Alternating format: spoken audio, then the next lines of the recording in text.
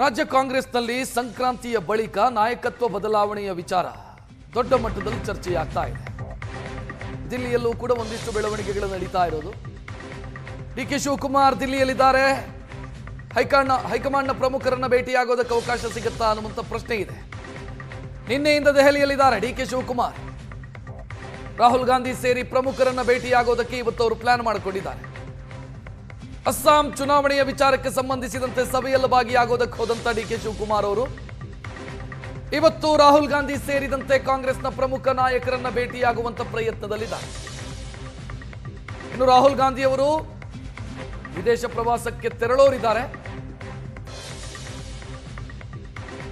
ಅದಕ್ಕೂ ಮುಂಚಿತವಾಗಿ ಅವರನ್ನ ಭೇಟಿಯಾಗಬೇಕು ಅಂತ ಡಿ.ಕೆ. ಶಿವಕುಮಾರ್ ಪ್ಲಾನ್ನೊಂದಿಗೆ ದೆಹಲಿಗೆ ತೆರಳಿರೋದು. ನಿನ್ನೆ ಸಿದ್ದರಾಮಯ್ಯ ಅವರ ಆಪ್ತ ಸಚಿವ ಕೆ.ಜೆ. ಜಾರ್ಜ್ ಅವರು ರಾಹುಲ್ ಗಾಂಧಿ ಅವರನ್ನ ಭೇಟಿಯಾಗಿದ್ದರು. ಕೇರಳ ಎಲೆಕ್ಷನ್ಗೆ ಸಂಬಂಧಿಸಿದಂತೆ ಮಾತುಕತೆ ಅಂತ ಹೇಳಲಾಗಿತ್ತಾದರೂ ರಾಹುಲ್ ಗಾಂಧಿ ಅವರನ್ನ ಕೆ.ಜೆ. ಜಾರ್ಜ್ ಅವರು ಭೇಟಿಯಾಗಿರೋದು ಕೂಡ ಕುತೂಹಲಕ್ಕೆ ಕಾರಣ ಆಗಿದೆ.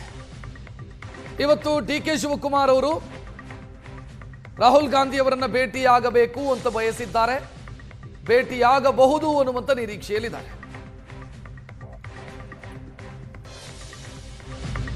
ದೆಹಲಿಯಲ್ಲಿ ರಾಹುಲ್ ಗಾಂಧಿ ಅವರನ್ನ ಸಚಿವ ಕೆ.ಜೆ. ಜಾರ್ಜ್ ಭೇಟಿಯಾಗಿದ್ದರು. ನಿನ್ನೆ ಡಿ.ಕೆ. ಶಿವಕುಮಾರ್ ದೆಹಲಿಯಲ್ಲಿದ್ದಾಗಲೇ ಜಾರ್ಜ್ ಅವರಿಗೆ ಭೇಟಿಗೆ ಅವಕಾಶ ಸಿಕ್ಕಿತ್ತು.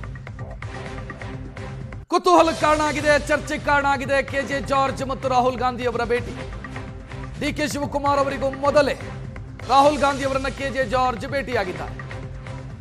ಇನ್ನೊಂದು ಇಂಟ್ರೆಸ್ಟಿಂಗ್ ಅಂತಂದ್ರೆ ಕೆ.ಜೆ. ಜಾರ್ಜ್ ದೆಹಲಿಗೆ ಹೋಗೋದಕ್ಕಿಂತ ಮುಂಚಿತವಾಗಿ ಕೆ.ಜೆ. ಜಾರ್ಜ್ ಅವರನ್ನ ಸಿದ್ದರಾಮಯ್ಯ ಭೇಟಿಯಾಗಿತ್ತು.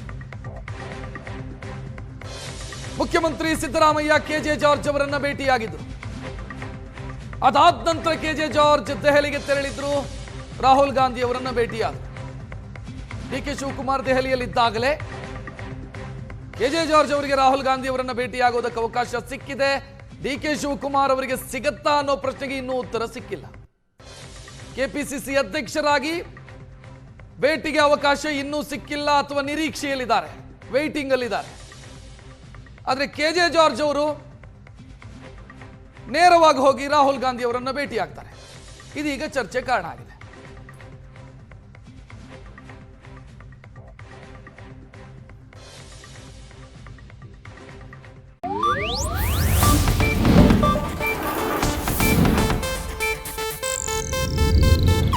ಇದು ಏಷ್ಯಾನೆಟ್ ನ್ಯೂಸ್ ನೆಟ್ವರ್ಕ್ ಪ್ರಸ್ತುತಿ.